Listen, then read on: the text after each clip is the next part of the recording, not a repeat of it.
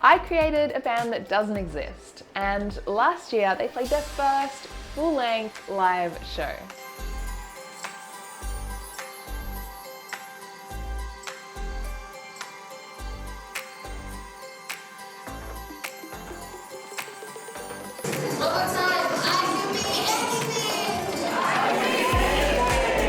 Finally! Oh, it took me like a year of working really hard to get this done because I was working as a solo creative to like write the show, do the animations, the environment, the VFX, plus all the music, scripting, and the technical stuff behind it. The show uses Unreal Engine, motion capture, Ableton Live, and a whole bunch of free or cheap software that I've kind of Frankensteined together. Now there's more and more people performing live using motion capture, which is awesome. But most of the shows I've seen have a performer that's in the same room as the audience. And this was one thing that I wanted to do a bit differently for my show. I really wanted to be in a completely different location to the audience. I want to be able to tour and collaborate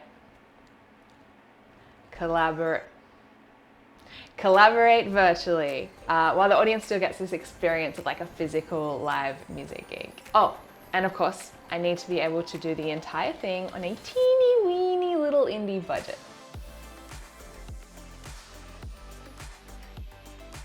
So in this video, I'm going to explain what I did, how I did it, and how it went.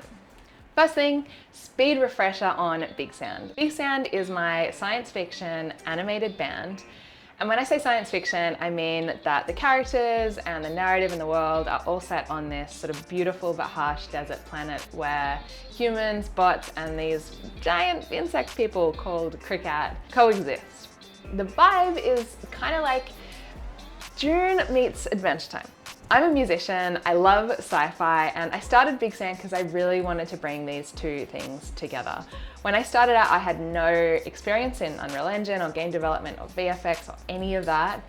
I just jumped straight in the deep end by buying myself a motion capture suit and kind of figuring it out. So a year ago, Big Sound did their very first 15-minute test run of the show, and I made a video about that if you want to go back and check it out. But the big thing that I wanted to change and improve about the show is that I didn't want to be streaming video. I didn't just want to run the show as sort of like a glorified Zoom call with the audience. Instead, what I really wanted was to have Unreal Engine running at the venue with all of the visuals you see created in real time. And then I wanted to be able to stream just the bare necessities like my motion capture data and all the triggers from wherever I was in a motion capture stage to Unreal Engine. So last year I brought the show to Sydney. The audience was at the Powerhouse Museum, who have this downstairs venue called The Lab. Why is every venue called The Lab? Anyway, the reason I really like this venue is because there's projectors on all the walls and this big curved projection screen at the front, which makes it feel super immersive. I performed in a motion capture suit at the University of Technology Sydney, which is like 1 to 2 kilometers down the road. And they have this space called the Data Arena where they have an OptiTrack mocap system.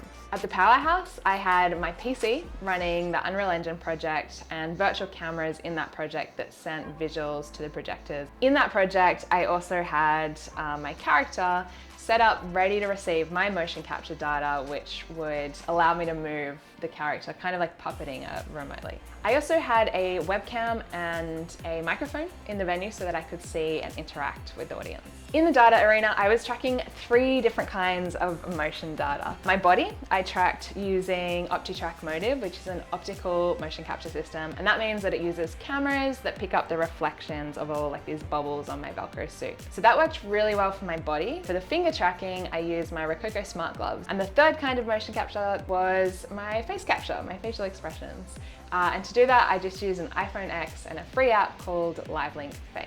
I also had to send audio, meaning my voice, but also the music in a way that was very low latency, but also high quality. And the other thing that I was sending out of Ableton was a bunch of MIDI triggers. I sent these at the beginning of songs to kickstart animation in Unreal Engine, and also at key points in the project, for example, to trigger like a mountain to rise out of the earth.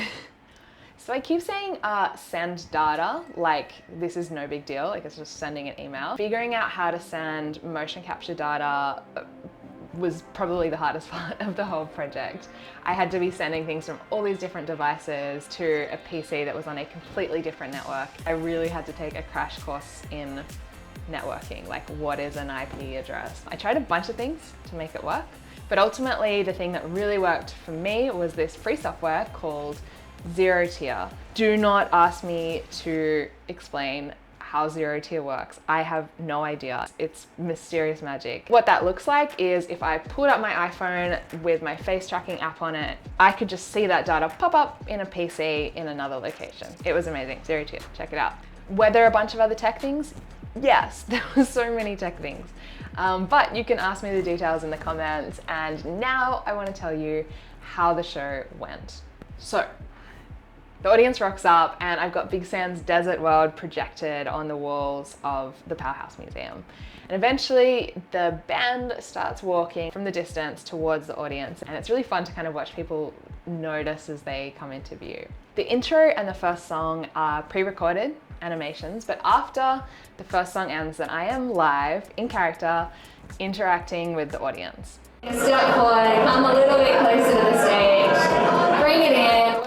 There's a little bit of a glitch in the show where Taal, my character, sometimes appears with her legs just through the floor.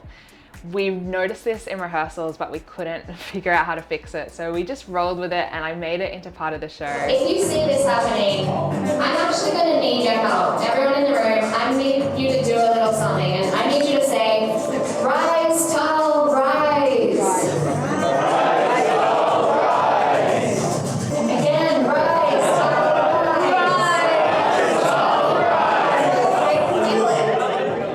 My technical director backstage had to kind of do a manual fix, which to be honest was part of the fun.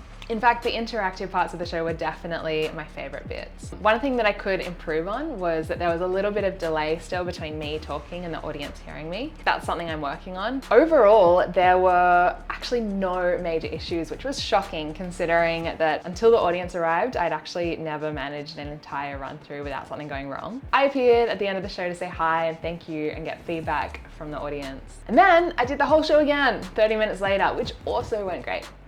Stoked. I'm not gonna lie, getting all of this to work was really hard, but I am super proud of how Big Sam's first show went. So what's next? Well, I have started,